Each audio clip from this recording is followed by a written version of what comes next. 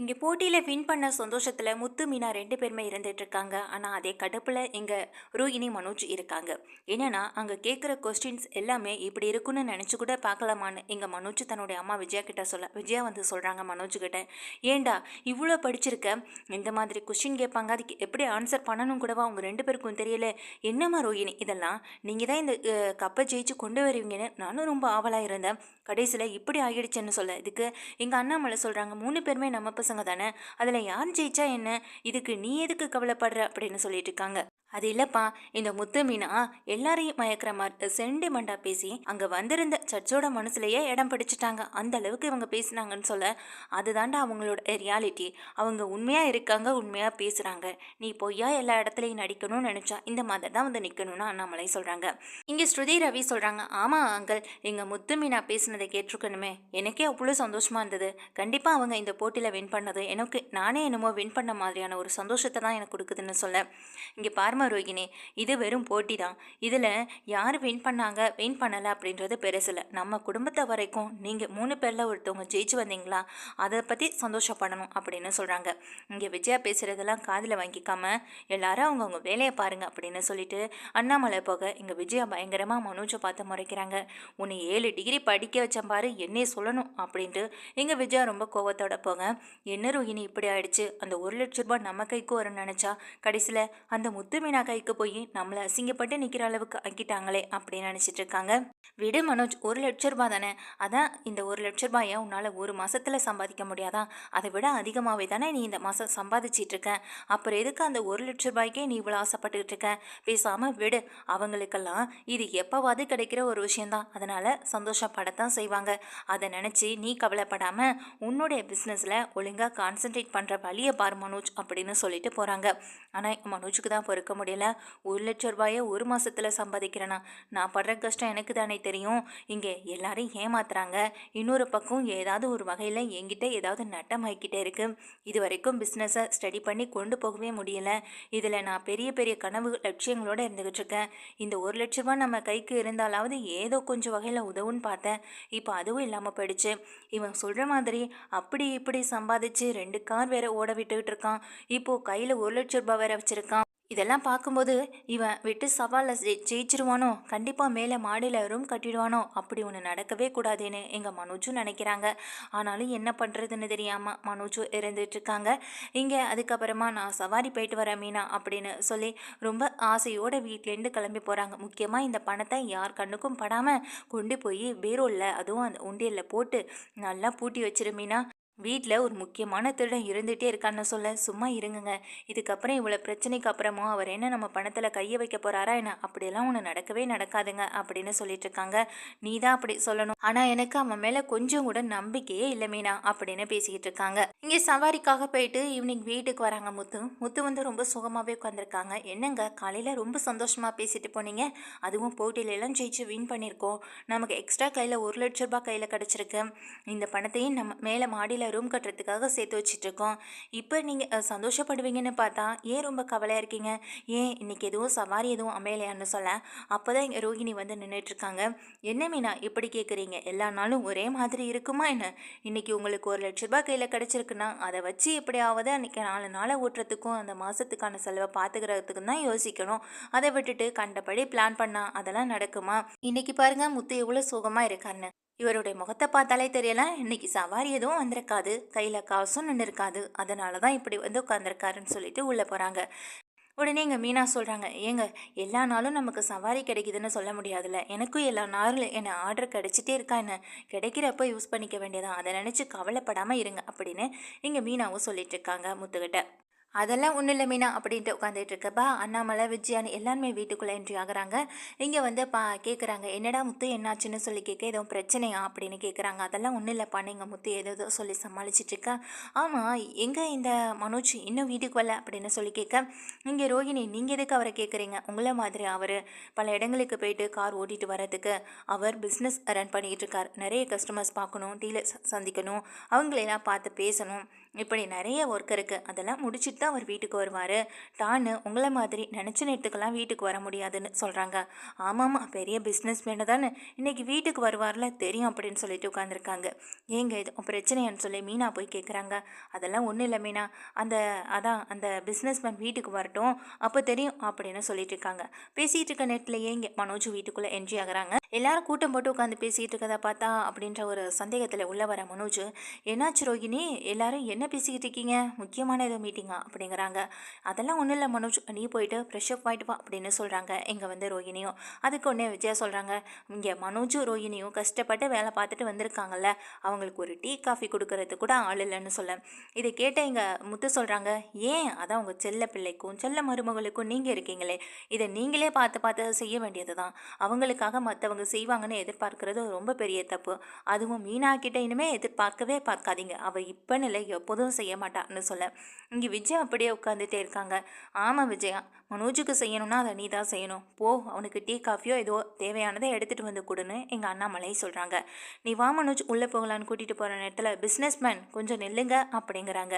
எங்கள் முத்துவும் என்னாச்சு அப்படின்ட்டு அப்படியே நின்றுட்டுருக்காங்க மனோஜ். அப்போது முத்து கேட்குறாங்க, ஆமாம் நீங்கள் காலையிலேருந்து ஈவினிங் வரையும் உங்கள் பிஸ்னஸை தான் ரன் பண்ணிட்டு வரீங்களா அப்படின்னு கேட்குறாங்க. இதில் உனக்கு என்னடா சந்தேகம், உன்ன மாதிரி 4 இடங்களுக்கு போயிட்டு வந்துட்டா இருக்கேன், ஒரே இடத்துல, அதுவும் ஆஃபீஸ் ரூம் மாதிரி, அங்கே பெரிய ஒரு ரூம் இருக்குது, அதில் உட்காந்து ஒர்க் பண்ணிட்டு வரேன், இதில் உனக்கு என்ன சந்தேகம் அப்படின்னு கேட்குறாங்க. அப்படியா, காலையிலேருந்து நீங்கள் அந்த இடத்த விட்டு நகரலை, ஒரு டீலர் கஸ்டமர்ஸ் இப்படி யாரையுமே பார்க்க போகலை, அங்கே தான் இருக்கீங்களான்னு சொல்ல, 2 டீலரை போய் பார்த்துட்டு தான் வந்தேன், ஆனால் அது கொஞ்ச நேரம் தான், அதை பற்றி நீ எதுக்கு கேட்குற, அதை பற்றியெல்லாம் உனக்கு தெரியாதுடா, உனக்கு சொன்னாலும் புரியாதுடா அப்படின்னு சொல்கிறாங்க. சொல்கிற அளவுக்கு புரியலைனாலும் எனக்கும் சில விஷயங்கள் நல்லாவே தெரியும், தெரிகிறத வச்சு தான் உங்ககிட்ட கேட்டுக்கிட்டு இருக்கேன்னு இங்கே முத்து சொல்கிறாங்க. அண்ணாமலையும் விஜயாவும், என்னடா என்ன பிரச்சனை, இப்போ எதுக்கு வந்ததும் வராததுமா அவங்ககிட்ட பிரச்சனை பண்ணிகிட்டு இருக்க, இப்போடா மனோஜ் அப்படின்னு சொல்லி எங்கள் விஜயா அனுப்பி வைக்க பார்க்குறாங்க. அப்போ நீங்கள் முந்திக்கிட்டு அவனை அனுப்பி வைக்கிறத பார்க்கும்போது அவன் பண்ணின வேலைக்கும் உங்களுக்கும் ஏதோ சம்மந்தம் இருக்குல்ல தோணுதுன்னு இங்கே முத்து சொல்கிறாங்க. இதை கேட்ட விஜயா, அப்படி என்ன பண்ண அவன், அவன் காலையிலேருந்து வேலை பார்த்துட்டு வரான், அதுவும் கஷ்டப்பட்டு உழைச்சிட்டு எங்கள் வீட்டுக்கு வரவனை நிம்மதியாக கொஞ்சம் நேரமாவது உட்கார வர்றியாடா, இப்படி வந்ததும் வராதுமா நிற்க வச்சு கேள்வி கேட்டுக்கிட்டு இருக்கேன்னு சொல்ல, உன்னை மனோஜ் இவனுக்கு வேறு வேலையே இல்லைம்மா, இவனை விட அதிகமாக சம்பாதிக்கிறேன்ற பொறாமையில் பேசிக்கிட்டு இருக்கான், எனக்கு நிறைய வேலை இருக்குது, உங்ககிட்ட நின்று பேசிக்கிட்டு இருக்கிறதுக்கெல்லாம் எனக்கு நேரமே கிடையாது, எனக்கு நிறைய கணக்கு வழக்கெல்லாம் பார்க்க வேண்டியது இருக்குது, அதெல்லாம் நான் போய் பார்க்கணும், இனிமேல் என்கிட்ட பேசாத நான் போகிறேன் அப்படின்னு சொல்லிட்டு இங்கே உள்ளே போக ட்ரை பண்ணுறாங்க. அப்போது வழியை மறைக்கிறாங்க முத்துவும் போய் ஓடி போய் வழியை மறைக்கிற முத்துக்கிட்ட, இப்படி எங்ககிட்டே பிரச்சனை பண்ணிட்டு இருக்கீங்க, அந்த போட்டியில் ஜெயிச்சு வின் பண்ணிட்டீங்கல்ல, அதுக்கப்புறமே எங்கள் மேலே அப்படி என்ன உங்களுக்கு கோவம் அப்படின்னு சொல்கிறாங்க. ஏமா, போட்டியில் ஜெயிச்சதுக்கும் உங்கள் மேலே கோவப்படுறதுக்கும் ஒரு சம்மந்தம் இருக்குதான், ஆனால் அதை நான் வெளிப்படையாக சொல்லணும்னா ஒரு நிமிஷம் நீங்கள் இங்கே வந்து நில்லுங்க அப்படிங்கிறாங்க. நீங்கள் கூப்பிடுற நேரத்துக்கெல்லாம் எங்களால் வந்து நின்றுட்டுருக்க முடியாது, எனக்கும் ஏகப்பட்ட வேலை இருக்குது, மனோஜுக்கும் நிறைய வேலை இருக்குது, நாங்கள் எங்களுடைய வேலைகளை தான் கவனிக்க முடியும்னு இங்கே ரோகிணி சொல்கிறாங்க. அங்கே உடனே அண்ணாமலை சொல்கிறாங்க, அவன் தான் சொல்கிறான்லம்மா ஏதோ முக்கியமான விஷயம்னு, என்னென்னு தான் கேட்போமேன்னு சொல்ல, உடனே இங்கே ரவி, என்னடா முத்து எதுக்கு இப்படி எதுவுமே புரியாத மாதிரி எல்லாருக்கும் எதுவுமே புரியாத மாதிரி பேசிக்கிட்டு இருக்க, வெளிப்படையாக எதுவாக இருந்தாலும் சொல்லு, எதுவாக இருந்தாலும் என்ன பிரச்சனையாக இருந்தாலும் பார்த்துக்கலாம் அப்படின்னு இங்கே ரவி சொல்கிறாங்க. அதுக்கு முத்து சொல்கிறாங்க, நீ சொல்கிறதாண்டா சரி, எதுவாக இருந்தாலும் நேராகவே கேட்டலாம், உண்மையை சொல்லுடா, நீ தானே அந்த வேலையை பார்த்த அப்படிங்கிறாங்க. என்ன வேலையை பார்த்த அப்படின்னு சொல்ல, நடிக்காத, நீ தான் அதை பார்த்தேன்னு எனக்கு நல்லா தெரியும் அப்படின்னு சொல்லி எங்கள் அடிக்க கைவங்க ரோஹிணி வந்து திட்டுறாங்க. அண்ணாமலை வந்து எதுவாக இருந்தாலும் சொல்லிட்டு செய் அப்படிங்கிறாங்க. அதுக்கு பிறகு தான் எங்கள் முத்து வந்து நடந்த விஷயத்தையே சொல்ல ஆரம்பிக்கிறாங்க. இன்னைக்கு காலையிலையும் சவாரிக்காக போனப்பா, போன இடத்துல சவாரி கொஞ்சம் லேட் ஆகிடுச்சு, என்னோட காரை ஒரு ஓரமாக நிப்பாட்டிட்டு நான் அங்கே பக்கத்தில் இருக்க இடத்துக்கு டீ குடிக்கிறதுக்காக போயிருந்தேன். அப்போ தான் எந்த ஆட்கள் யார் எங்கே வந்தாங்கன்னே தெரில, நான் அந்த இடத்துலேருந்து ஓடி வந்து காரை பார்க்குறதுக்குள்ளே காரை சுக்கு நூறாக அடித்து டேமேஜ் பண்ணிட்டு போயிட்டாங்க. இப்போ நான் என்ன பண்ணுறதுன்னு கூட எனக்கு தெரியவே இல்லைப்பான்னு சொல்கிறாங்க.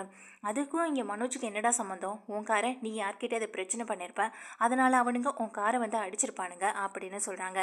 இதை கேட்டால் மனோஜும், நீ பண்ணுற தப்புக்கு நீ பண்ணுற பிரச்சனைக்கெல்லாம் நான் எப்படிடா காரணமாக முடியும், அதுவும் இந்த சீப்பான வேலையெல்லாம் நான் பார்க்கவே மாட்டேன்னு சொல்ல, அப்படியாடா, அப்போ நீ அந்த வேலையை பார்க்கல, அது உண்மைதானே அப்படின்னு கேட்குறாங்க. ஆமாண்டா, இந்த வேலையை நான் இதுக்கு பார்க்கணும், அதை பார்க்கணுன்ற அவசியமும் எனக்கு கொஞ்சம் கூட இல்லை அப்படின்னு சொல்லிட்டு இருக்காங்க மனோஜும். இதை நீ தான் பண்ணனே எனக்கு நல்லாவே தெரியும், இதுக்கப்புறமும் வீட்டில் போய் சொல்லி இதுலேருந்து தப்பிக்கணும்னு நினச்சேன்னா நான் போலீஸில் கம்ப்ளைண்ட் கொடுக்க வேண்டியிருக்கும், நான் ஏற்கனவே கொடுக்கலான்னு தான் நினச்சேன், ஆனால் இதை நீ தான் செஞ்சதுக்குன்னு பிறகு இதை நீ தான் செஞ்சுருக்கன்னு எனக்கு நல்லா தெரிஞ்ச பிறகு வீட்டில் அப்பா கிட்ட ஒரு வார்த்தை கேட்கணும்னு தோணுச்சு, அதனால தான் வந்து வெயிட் பண்ணிட்டு இருந்தேன்னு சொல்கிறாங்க. இதை கேட்ட விஜயா தேவையில்லாமல் மனோஜ் மேலே இந்த மாதிரி பழி போடாதான்னு சொல்ல, எங்கள் மீனா என்னங்க சொல்கிறீங்க, நம்ம காரை டேமேஜ் பண்ணிட்டாங்களா அப்படின்னு கேட்குறாங்க. ஆமாம் மீனா, பண்ணினதே இந்த பிஸ்னஸ் மேன் தான் அப்படின்னு சொல்ல, இது எப்படி உங்களுக்கு தெரியும்னு எங்கள் மீனா கேட்குறாங்க. அந்த அளவுக்கு தெரியாமல் போகிறதுக்கு நான் ஒன்றும் முட்டாள்லாம் கிடையாது. நான் அங்கேருந்து ஓடி வரதை பார்த்ததுமே பயத்தில் அவனுங்க என்ன பண்ணுறதுன்னு தெரியாமல் அங்கேருந்து ஓட ஆரம்பிச்சிட்டானுங்க.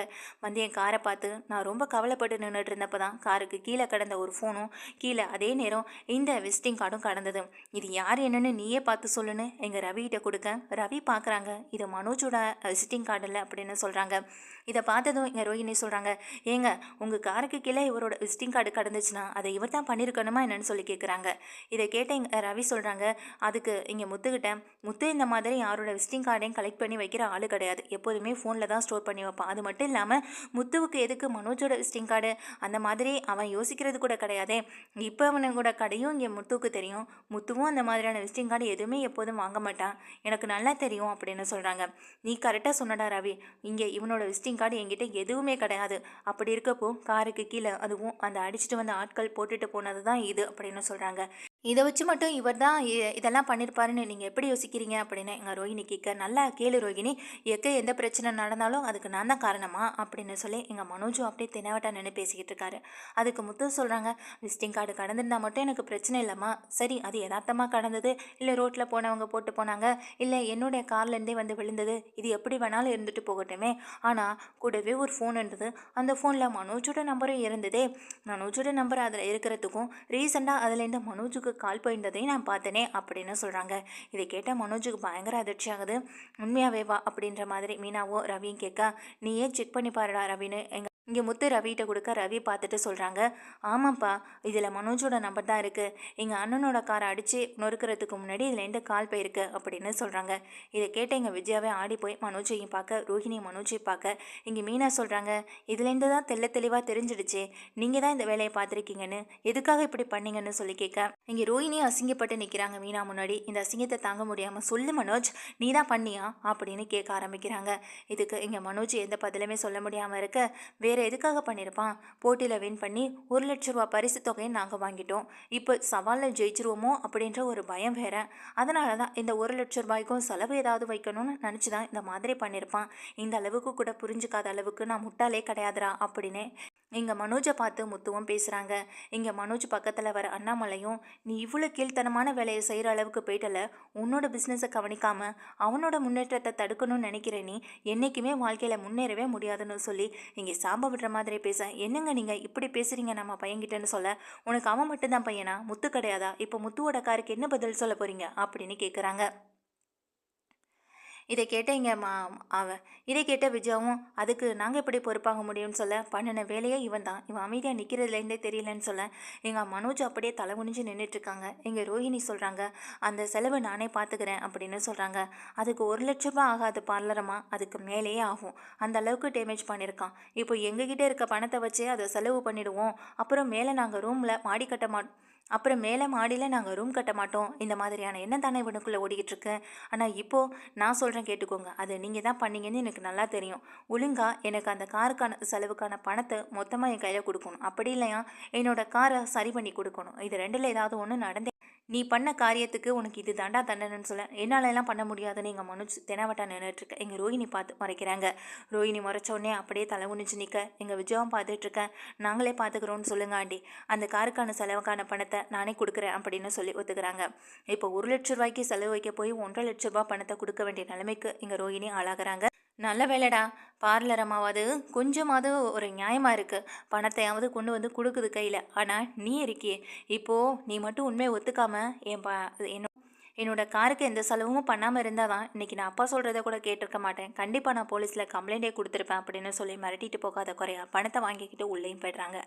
அதுக்கு பிறகு மனோஜ் ரோஹிணி 2 பேரையும் ரொம்ப கோபத்தோட மீனாவும் உள்ளே பார்த்துட்டு போக, இங்க விஜயா கண்டபடி திட்டுறாங்க மனோஜ். நீ இப்படி பண்ணுவேன்னு நினைச்சு கூட பார்க்கவே இல்லை மனோஜ். எதுக்காக இப்படிப்பட்ட ஒரு வேலையை பார்த்த? எந்த ஒரு செயலையும் செய்யறதுக்கு முன்னாடி என்கிட்ட ஒரு வார்த்தை கேட்கணும்னு உனக்கு தோணாதா? இப்ப பாரு, உன்னால ரோஹிணி அந்த பணத்தை கொடுக்க வேண்டிய நிலைமைக்கு ஆளாகிட்டான். தேவையா மனோஜ் உனக்கு இதெல்லாம் அப்படின்னு சொல்லி திட்டுறாங்க. இங்க ரோஹிணி பயங்கரமா முறைச்சிட்டு ரொம்ப கோவத்தோட போக, இங்க மனோஜ் பண்ற ஒவ்வொரு முட்டாள்தனத்துக்கும் அதுக்கு பலிக்கடாகிறது எங்க ரோஹிணி மட்டும்தான். ரோஹிணி தான் அதுக்கான செலவையும் ஏத்துக்கிறாங்க. அசிங்கப்பட்டு நின்றுட்டு இருக்காங்க.